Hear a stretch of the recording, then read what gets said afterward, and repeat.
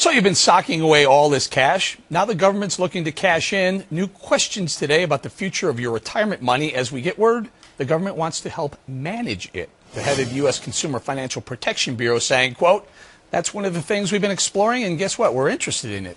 Lori Rothman, I'm a little concerned about that, to say the least. I'm a little bit concerned, too, because if the government can help manage your retirement funds, does that mean it can also borrow from it? So the first question, right, obviously, is, okay, can the government do a better job running and protecting my money than I can? But then if you kind of think about it a little more, is this nationalizing our retirement savings, your 401ks? And if so, can the government theoretically borrow from it? $16.5 trillion in debt, total 401k savings in this country, $19.4 trillion.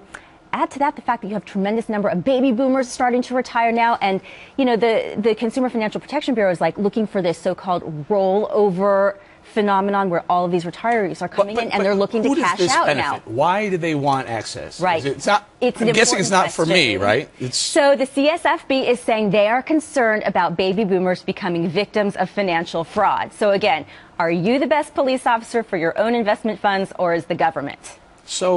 But can they borrow against it? That's right. the $64,000 question. Once they get their hands on it, can they say, well, we have this big pool of assets over here. Let's just take a loan, like a house. They take a loan on a house. And here's the issue, too. Right now, how is the government paying its bills? Fed policy, this money printing, that's how the government's essentially paying the bills. And what's the result of that? Devaluing the value of the dollar.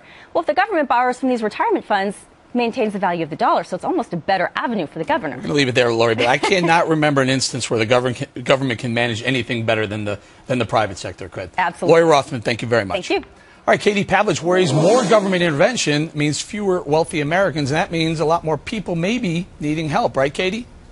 Absolutely. Look, this is insanity.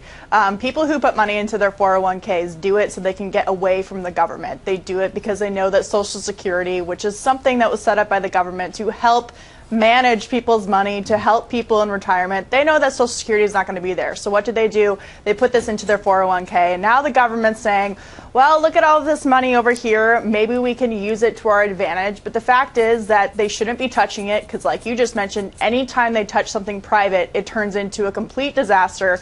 And this will give the government the ability to borrow more, which means spend more money, which is the last thing they should be doing. All right, Katie, a couple of issues for me.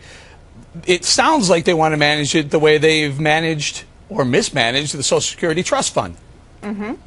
Well, yeah, I mean, that's exactly what the government does. So the Social Security system was set up, as everyone knows, to pay for your, some of your retirement when you get older. But the fact is that that's been a slush fund for other programs. The whole lockbox notion has never worked, and now that money's not going to be there. And so they're looking at the 401k as essentially doing the same thing. And let's not forget, this isn't the first time the government's been eyeing the 401k system. Just a year ago, they looked at it in terms of maybe getting rid of some tax incentives that were good for people, that encouraged people to save.